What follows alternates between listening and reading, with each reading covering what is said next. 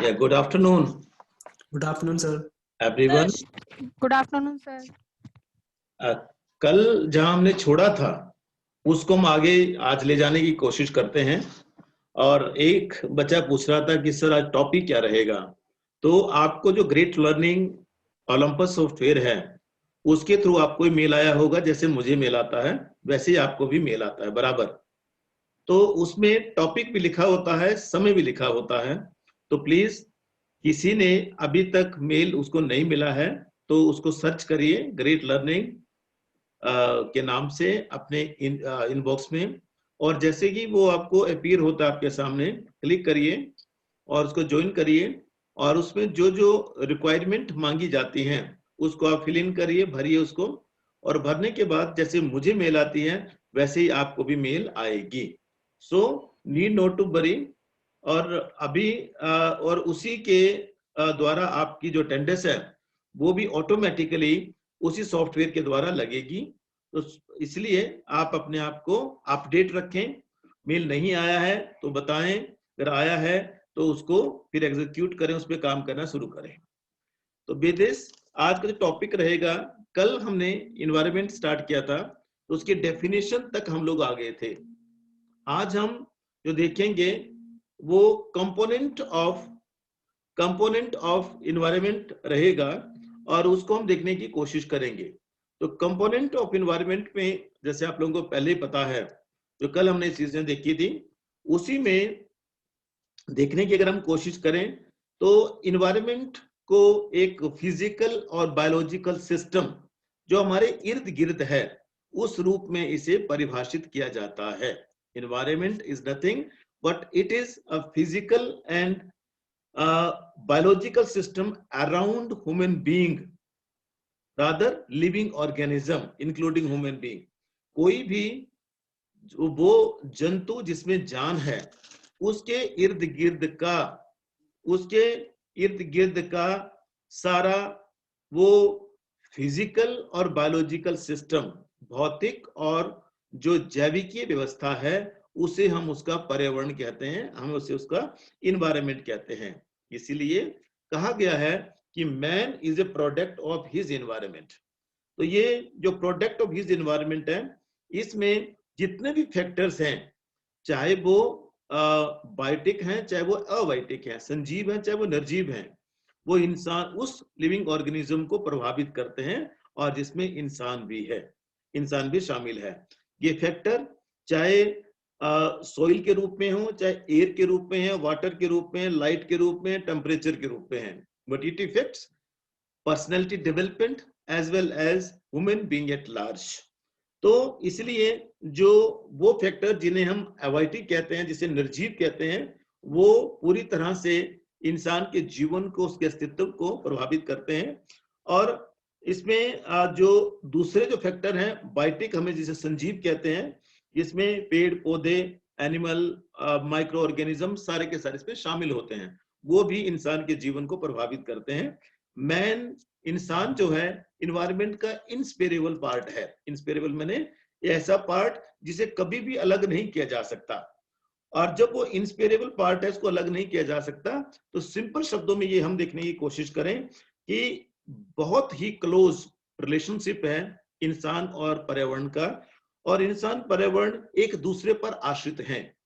एक दूसरे पर आश्रित आई मीन एक की जरूरत दूसरे को है, मैन की जरूरत इन्वायरमेंट को है, इन्वायरमेंट की जरूरत मैन को है।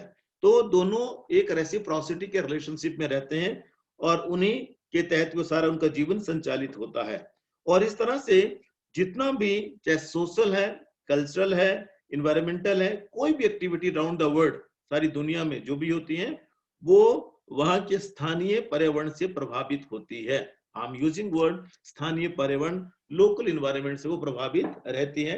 और लोकल इन्वायरमेंट का मतलब सिंपल शब्दों में क्या हो गया कि अभी हम जैसे हिली एरिया में बैठे हुए हैं, हम चंबा में हैं, हिली एरिया में हैं, तो हमने स्वेटर लगा ली है, जैकेट लगा ली है, कोट लगा ली है, मफलर लगा लिया है, सब कुछ वो कर लिया है। वेयरएज अगर हम इसी समय आई मीन कि जो आज का दिन और आज का भी का समय है, हम अगर मध्य प्रदेश की बात करें, हम दिल्ली की बात करें, या हम ऐसे प्लेन्स के एरिया की बात करें तो वहां इतनी ठंड नहीं होगी और वहां उनका स्थानीय पर्यावरण उनको उस तरह से प्रभावित करता है और हमारा यहाँ का स्थानीय पर्यावरण हमें इस तरह से प्रभावित करता है। तो we are all together different from the people who are just living in plains area or non hilly area। तो इस तरह से इसी तरह से हमारे खाने की आदत भी, खाने की भी, पहनने की भी और साथ में हमारे तीज त्योहार सब कुछ हमारा इस इन्वायरमेंट फैक्टर की वजह से प्रभावित होता है। सब कुछ मीन और इसकी वजह से हमारे जो इर्द गिर्द पूरे जो फैक्टर्स हैं हमारे राउंड में आते हैं वो हमें और हमारे जीवन को पूरी तरह से प्रभावित करते हैं। तो ये जो फैक्टर प्रभावित करने वाले हैं ये 3 प्रमुख फैक्टर हैं जो हमारे हमें प्रभावित करते हैं, हमारे समाज को प्रभावित करते हैं। 3 मुख्य फैक्टर हैं। एक को हम बोलते हैं फिजिकल फैक्टर, दूसरे को बोलते हैं बायोलॉजिकल फैक्टर और तीसरे को बोलते हैं सोशल फैक्टर। तो ये जो तीनों के तीनों कॉन्स्टिट्यूएंट हैं मुख्यतः इन्वायरमेंट के और ये तीनों के तीनों हमारे इंसानी जीवन को या जो भी साविव है ऑर्गेनिज्म है उसके जीवन को प्रभावित करता है। I am repeating, physical, biological and social, ये तीनों फैक्टर्स को प्रभावित करते हैं। तो सबसे पहले हम जो लेंगे वो हम सबसे पहले फिजिकल कंपोनेंट को लेंगे, फिजिकल फैक्टर को लेंगे। तो फिजिकल कंपोनेंट का मतलब सिंपल शब्दों में क्या है? Physical component means which can be seen, जिसकी फिजिक हो, जिसका शरीर हो, भौतिक आकार जो रखता हो उसे हम फिजिकल फैक्टर कहते हैं, फिजिकल कंपोनेंट हम कहते हैं। तो फिजिकल कंपोनेंट में क्या आएगा? Soil, water, air, climate, temperature, light etcetera, जिसे हम देख सकते हैं जो कि जिसका कोई भौतिक स्वरूप कोई है तो उसे हम क्या बोलेंगे? इन्हें एवोइटिक कंपोनेंट भी कहते हैं। एवोइटिक माने निर्जीव, जिसमें जान नहीं है, इसे निर्जीव कंपोनेंट भी कहा जाता है पर्यावरण का। और ये मेनली इन्वायरमेंट का वो भाग है और जो कि type of habitat and living conditions of human population को इंडिकेट करता है। Type of habitat and living condition, habitat माने आवास क्या है हमारा, कहाँ रहते हैं, और हमारी लिविंग कंडीशंस क्या है उसको भी प्रभावित करता है। और ये जो है ये मुख्य 3 भागों में बढ़ता है। ये जो फिजिकल कंपोनेंट है मुख्य आगे भी 3 भागों में बढ़ता है। वो 3 भाग क्या होते हैं? नंबर 1 एटमॉस्फेयर जिसे हम गैस बोलते हैं, नंबर 2 हाइड्रोस्फीयर जिसे हम लिक्विड बोलते हैं, और लिथोस्फीयर जिसे हम सॉलिड बोलते हैं। सॉलिड माने जो कठोर है, जो लिथोस्फीयर का मतलब ये होता है पृथ्वी या मिट्टी। तो ये जो तीनों के तीनों पार्ट हैं, तीनों के तीनों पार्ट कौन कौन से पार्ट हो गए? Atmosphere, hydrosphere and lithosphere. Atmosphere का मतलब हो गया गैसेस एनवलप जो हमारे इर्द गिर्द है, वो लिक्विड जो कि तरलता के रूप में हमारे पास है, पानी हम जिसको बोलते हैं, और साथ में लिथोस्फीयर सॉलिड जो कि भूमि हमारे पास है, जो जमीन हमारे पास है। तो ये तीनों के तीनों जो कंपोनेंट हैं ये निर्जीव कंपोनेंट ऑफ एनवायरनमेंट को इंडिकेट करते हैं। और ये तीनों के तीनों जो है इनका जो स्टेट है वो एनवायरनमेंट को बनाता है। ये तीनों चीजें मिलकर एनवायरनमेंट को बनाती है। फिजिकल कंपोनेंट जो होते हैं एनवायरनमेंट में इन्हें नॉन लिविंग कंपोनेंट भी कहा जाता है। These are also known as non-living components और it includes air, water and soil। जैसे हमने तीनों की भी बात की, तो जो नॉन लिविंग कंपोनेंट हैं ये लार्जली पूरी तरह से लिविंग कंपोनेंट, लिविंग ऑर्गेनिज्म को, लिविंग कंपोनेंट को पूरी तरह से प्रभावित करते हैं और उसमें इंसान भी शामिल है, including human being. Water, temperature जो है ये एवोइटिक कंपोनेंट होने के बावजूद भी वाटर और साथ में एक शब्द हमने और यूज किया टेम्परेचर, ये एक नॉन लिविंग कंपोनेंट होने के बावजूद भी लिविंग कंपोनेंट की जीवन का आधार है। वो तभी जिंदा रहेंगे जब उनके पास पानी होगा और साथ में एक सूटेबल टेम्परेचर होगा, अदरवाइज वो मर जाते हैं। तो उसमें लार्जर पोर्शन हमारी बॉडी का जो वेट है, लार्जर पोर्शन हमारी बॉडी का, उसमें भी पानी है, जमीन में भी पानी है, और अगर हमारे अंदर टेम्परेचर नहीं होगा तो हम मर जाएंगे, हम ठंड से ही मर जाएंगे। सो कहने का मतलब क्या हो गया कि all living organism over this earth, इस धरती पर, इस पृथ्वी पर जितने भी लिविंग ऑर्गेनिज्म हैं, चाहे वो पेड़ पौधे ही हैं, अभी पीछे बारिश नहीं होती, बूटी लगाते हैं तो पानी देते हैं। क्यों पानी देते हैं? क्योंकि they require water to survive. जो भी लिविंग है इंक्लूडिंग फोना, एक बारिश नहीं होगी तो बोला फसल अच्छी नहीं हुई, घास अच्छा नहीं होगा, तो उनको भी जिंदा रहने के लिए पानी चाहिए ही। All living organism needs water for survival. जिंदा रहने के लिए उसे पानी की आवश्यकता होती है। पानी जो है वो फ्लूइड के रूप में हमारी बॉडी में भी अगर नहीं होगा, ब्लड है सेल्स है हमारे अंदर, अगर वो नहीं होंगे तो वी कांट स्पीक। मुंह में एक स्लेविया नहीं चलेगा। अभी जो मुंह में लार आती है जिसकी वजह से मैं आपके सामने बोल पा रहा हूँ, घंटों बोलता हूँ, वो अगर मान लो मेरे भी वो सूखा हो जाए तो उसके लिए मैंने क्या रखा हुआ है, bottle of water is here. तो फिर सिंपल क्या करते हैं, एक सिप लिया, गला तर हो गया। अब जब गला तर हो गया तो मेरे जो ऑर्गन है अंदर वाले जो काम करने वाले, उनमें भी तरलता आ गई। जो तरलता आ जाएगी तो वो तभी वो काम कर पाएंगे। कहने का तात्पर्य क्या है कि पानी एक ऐसा कंपोनेंट है जो सारे के सारे लिविंग ऑर्गेनिज्म के लिए बहुत बहुत जरूरी है, और इसके बिना हमारा जीवन ही संभव नहीं है। दूसरा अति महत्वपूर्ण कंपोनेंट है जिसे हम हवा कहते हैं, एयर कहते हैं। एयर जो है ये फिजिकल कंपोनेंट्स में सबसे ज्यादा ऑक्सीजन के रेसिपिरेशन के लिए, सांस अगर लेनी हमें, ऑक्सीजन नहीं मिलेगा हमें तो हम मर जाएंगे। आप बोलते हैं कि आईसीयू में चला गया बंदा तो उसको ऑक्सीजन लगाई होती है आर्टिफिशियल, क्यों? क्योंकि उसका जो लंग्स है वो ऑक्सीजन को पंप नहीं कर पा रहे हैं। इसलिए बोला जाता है मॉर्निंग वॉक जो है वो सुबह करनी चाहिए, उसमें फ्रेश एयर जाती है और लंग्स हमारे स्वस्थ रहते हैं। तो सिर्फ कहने का मतलब हमारा यही है कि एयर जो है वो ऑक्सीजन बॉडी की एसेंशियल रिक्वायरमेंट्स में से एक है। अगर बॉडी में ऑक्सीजन नहीं होगी तो हम मर जाएंगे। और वही हिसाब जो है, हम ही नहीं, any living organism that needs, any living organism need what? Oxygen. उन्हें ऑक्सीजन चाहिए ही चाहिए। अगर वो नहीं होगी, प्लांट को ऑक्सीजन चाहिए, जो भी जिंदा है उन सबको ऑक्सीजन चाहिए। और प्लांट जो है एक साइड ऑक्सीजन लेते हैं, दूसरी साइड वो कार्बन सिंकिंग का काम भी करते हैं, कार्बन को वो सिक्यूज भी करते हैं, सिंक भी करते हैं। तो इस तरह से जो भी ड्रिंकिंग वाटर है वो बहुत बहुत इंपॉर्टेंट है सारे, उसके लिए ऑक्सीजन भी बहुत इंपॉर्टेंट है। ये दोनों नहीं होंगे तो हम जिंदा नहीं रह पाएंगे। तीसरा अति महत्वपूर्ण इसका जो कारक है, जो फैक्टर है, दैट इज सोइल। सोइल आप लोगों को पहले पता है कि अगर जमीन नहीं होगी तो हम खाना कहां से खाएंगे? जमीन नहीं होगी, मिट्टी नहीं होगी तो कोई भी किसी भी चीज का उत्पादन नहीं हो सकता। इसलिए जब किसी चीज का उत्पादन नहीं हो सकता, सिंपल शब्दों में इसका अर्थ क्या हो गया कि हमने जो हैबिटेट क्रिएट करना है, आवास बनाना है, खाना पीना रहना सब कुछ, प्लांट उगाने हैं, पौधे उगाने हैं, और वो फिर घास के लिए, चारा पत्ती के लिए, अपने भोजन के लिए, जानवरों के भोजन के लिए, एवरीवेयर जो भी करना है उस करने के लिए हमें क्या चाहिए? इस तरह का सिस्टम चाहिए, इस तरह की व्यवस्था चाहिए। अगर व्यवस्था नहीं होगी, सोइल नहीं होगी, तो किसी भी तरह से ना पानी मिलेगा, ना फार्मिंग एक्टिविटीज होंगी, और फार्मिंग एक्टिविटीज नहीं होंगी, पानी भी नहीं होगा, तो यहाँ ऑर्गेनिज्म का जिंदा रहना असंभव होगा, ऑर्गेनिज्म इंक्लूडिंग ह्यूमन बीइंग। तो इसलिए ये तीनों के तीनों जो कंपोनेंट है फिजिकल कंपोनेंट के हिस्सा है ये। और फिजिकल कंपोनेंट जो है, जैसे हम पहले बात कर चुके हैं, ये एनवायरनमेंट के one of the most important component में से एक है।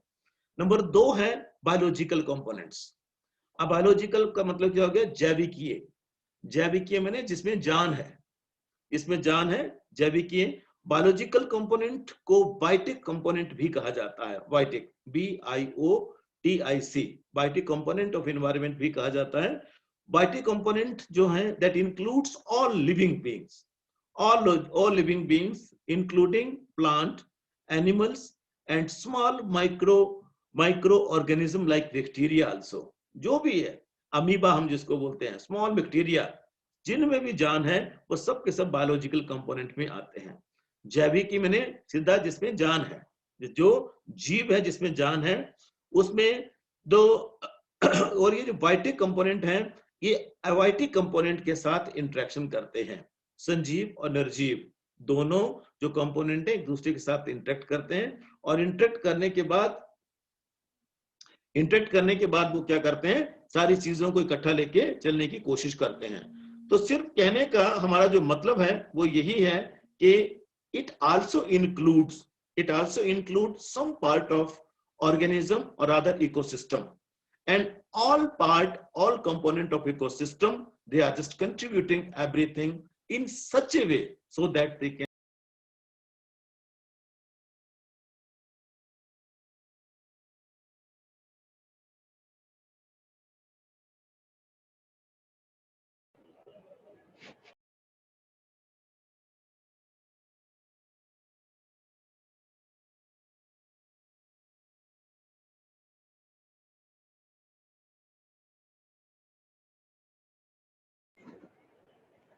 सर आपका माइक बंद हो गया, आवाज नहीं आ रही।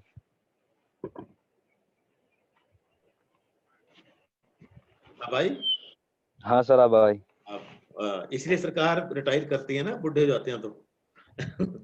चलिए, तो इसमें क्या हो गया कि जो बायोलॉजिकल कंपोनेंट्स है उनकी जो कंपोजिशन है, जो सारे सिस्टम का जो इंटरेक्शन है, इंटरेक्शन किसका?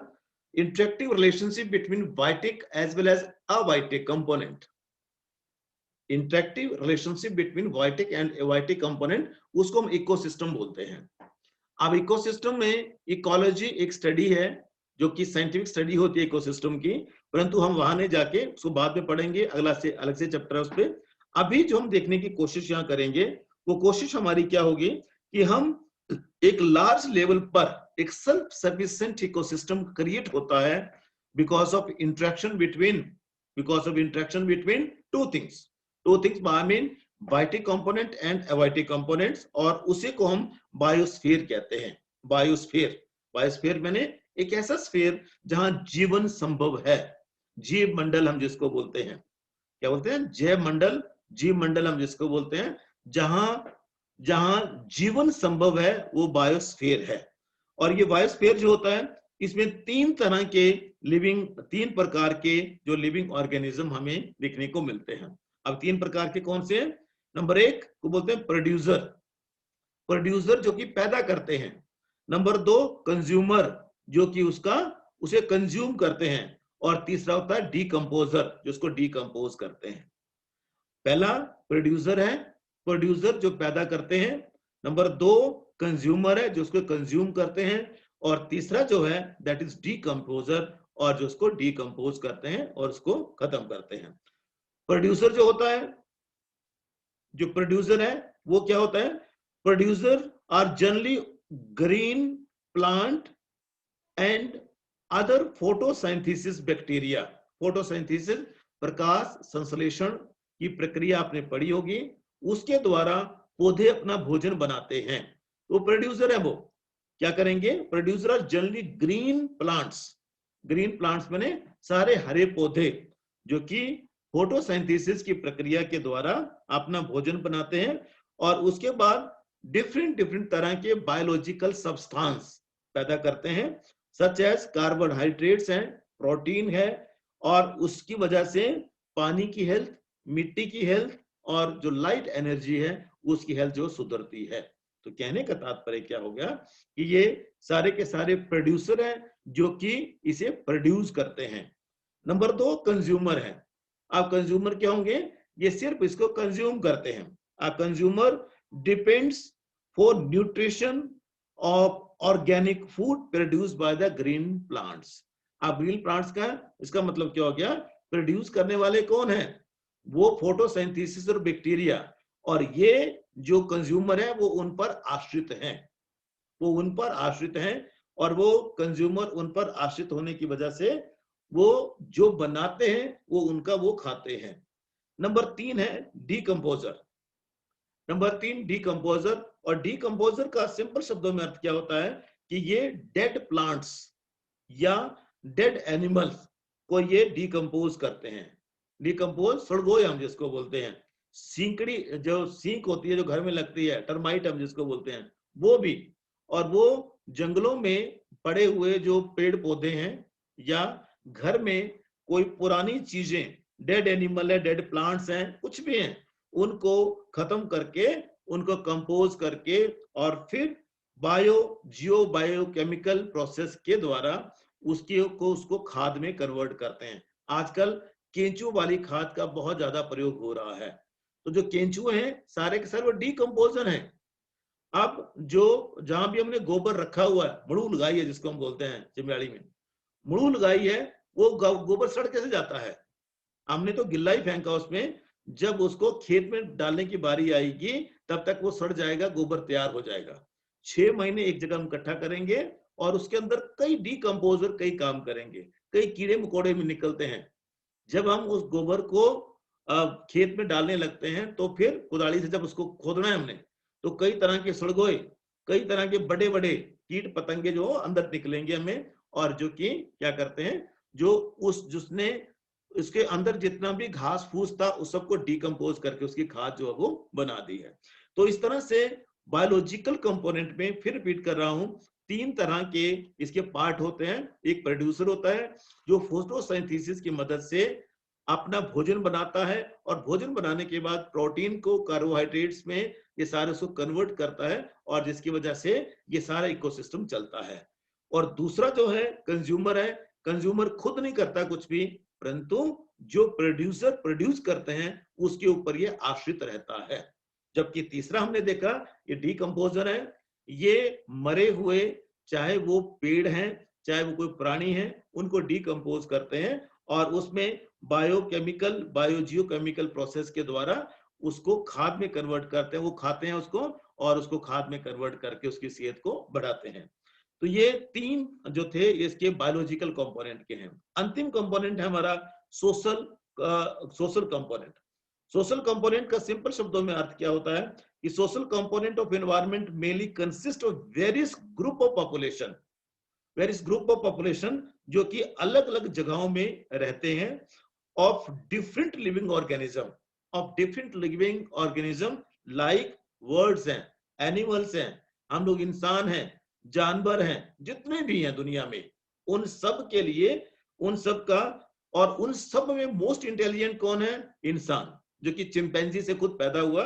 इंसान सबसे ज्यादा इंटेलिजेंट लिविंग ऑर्गेनिज्म, और वो दूसरे लिविंग ऑर्गेनिज्म की तरह इंसान ने अपने घर बनाया है, अपने फूड का जो पूरा सिस्टम रखा हुआ है कि ब्रेकफास्ट कितने बजे है, लंच कितने बजे है, ब्रेकफास्ट में क्या लेना, लंच में क्या लेना, डिनर में क्या लेना, फूड किया है, और वेस्ट मटेरियल को वो इन्वायरमेंट में डाल देता है।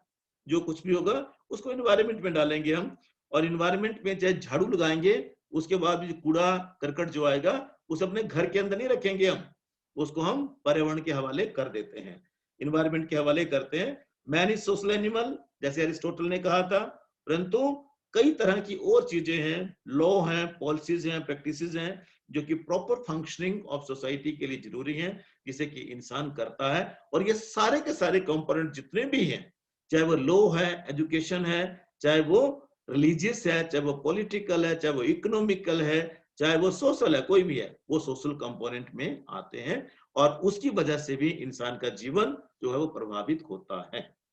तो इस तरह से इन तीनों कंपोनेंट्स को जो हमने अभी बात की है, तीनों कंपोनेंट कौन से थे? नंबर 1 फिजिकल, नंबर 2 बायोलॉजिकल, और नंबर 3 सोशल।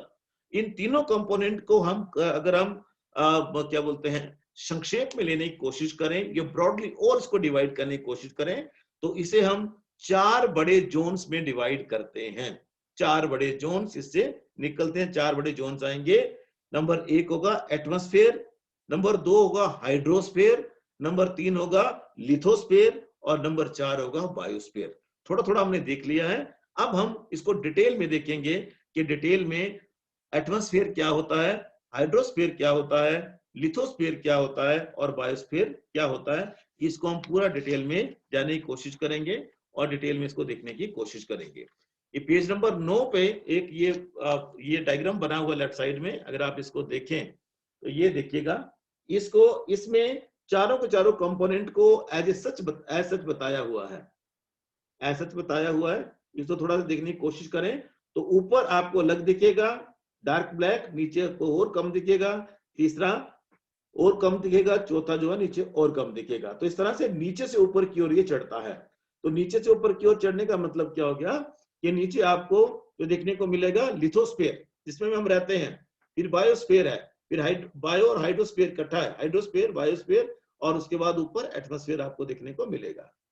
ठीक है, तो ये इसके अलग अलग पार्ट हैं, इसकी इंटेंसिटी कितनी होती है, कितने किलोमीटर तक होता है ये, कितना इसका इंपॉर्टेंस है, कितनी उसमें ऑक्सीजन है, कितनी उसमें नाइट्रोजन है, कौन सी गैसेज हैं, जो कि वो सारे का सारा हम डिटेल में अगले लेक्चर में डिटेल में जाने की कोशिश करेंगे।